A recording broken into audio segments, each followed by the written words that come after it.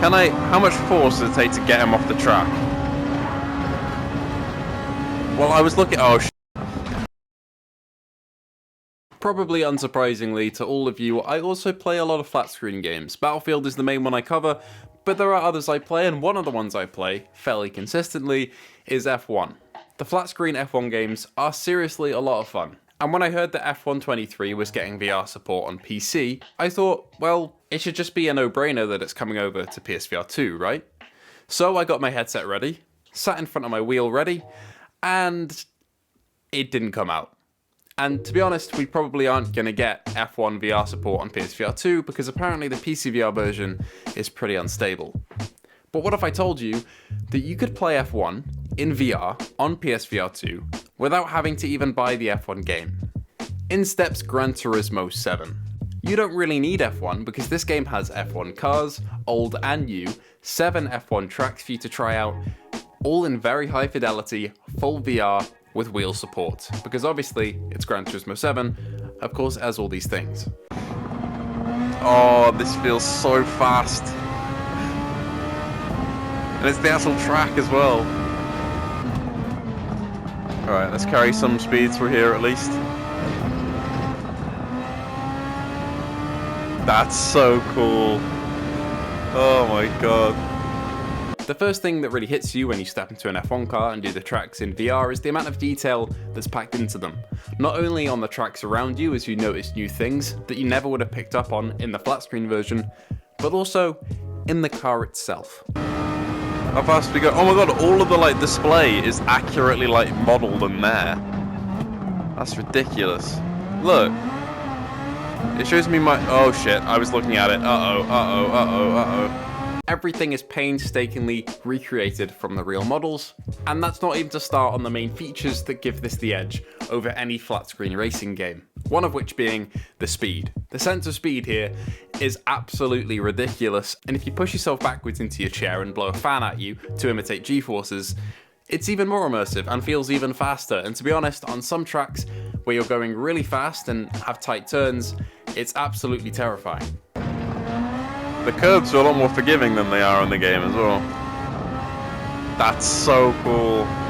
The only issue I'm running into is when you want to lean into a corner, you get into the framework of the car and it goes into that view. I'd much rather prefer it if you just put your head through some of the car components, like you do in Dirt Rally, for instance. So I can go forward quite a bit before it starts to glitch out and back. I guess they get hit all the way back here with the G-forces. They sink quite far back into their seats. I'll replicate that. How far back can I go? Why can I go this far back but can't go side to side without it doing that? There's gonna be no space in there, is there? Oh my god. I felt actual fear then going through that. That was ridiculous. And also the fact that you actually have tracks like Monza and Brazil and the Red Bull Ring. These are all tracks that are in the F1 licensed games, but they're here in, well, arguably more detail because this game is 100 gigabytes for a reason, and they all look stunning. Granted, there is reprojection here, so it doesn't run as smoothly as the flat screen games, but you're actually in the tracks. You sense the depths of the turns so much more. For example, the Monza chicane I used to think was really, really tight, and it is, but you sense the depth so much more in VR and can take the corners better. In theory. I mean, I don't because I go too fast anyway, but it theoretically should be easier than the flat screen version once you get used to it. Brake early for the chicane. God, it's a lot bigger than I thought it was. And obviously in the flat screen it looks really, really shallow, but there's actually quite a lot of depth to it, even though it doesn't feel like it because of the speed. Look at them, look at the cars. I do not have enough space here. I can physically, unlike the flat screen game, I can actually see how far away I am from the edge of the track. That's absolutely nuts. Just the fact that I can lean over, I can have a look, I can see I'm about a foot away from the edge of the track. I know track limits. Mad. And after your races are done, you can jump into the race side view. You can watch your races back and watch the cars go past very, very fast on every single corner with good angles, and you can just look around wherever you want. This kind of eliminates some of the reprojection, obviously, because you're not moving. The cars are still reprojected pretty badly because they're traveling very fast at 60 FPS.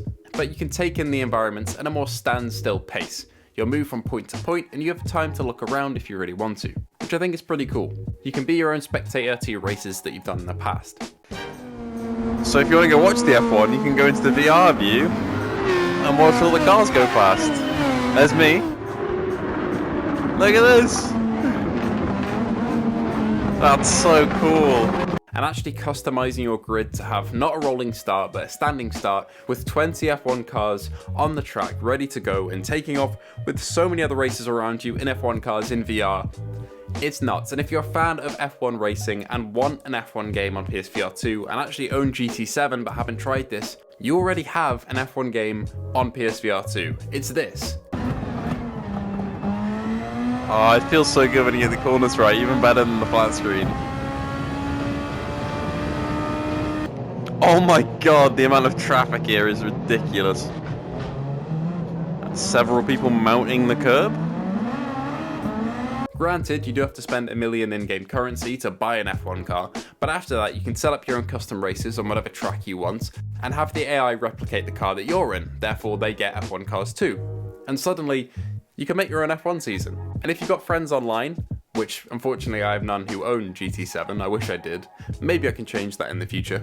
You can set up racing lobbies with other people with F1 cars with their own liveries if you customize them, and make your own little season. I think that's really cool. We're still going to have a full grid of 20. Though I am very sadly starting at the back. Oh my god, look at that though! It's a full grid! Oh my god, this is so cool.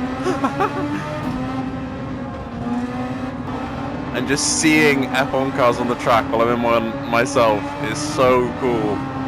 Imagine doing an online race like this with 20 people. Or, you know, speaking to each other like you do when playing the actual flat screen games. Obviously the damage isn't the same as the actual flat screen game, it's nowhere near as intricate, but you still get some damage that's minimal and some that affects your racing handling and your speed and all that good stuff. It might not be as in-depth as the actual sim itself, but GT7, especially in VR, is almost perfect as an F1 game, and I'm so glad that I gave it a shot. It really activates something in my monkey brain that says, I like going fast, let's do it with no risk.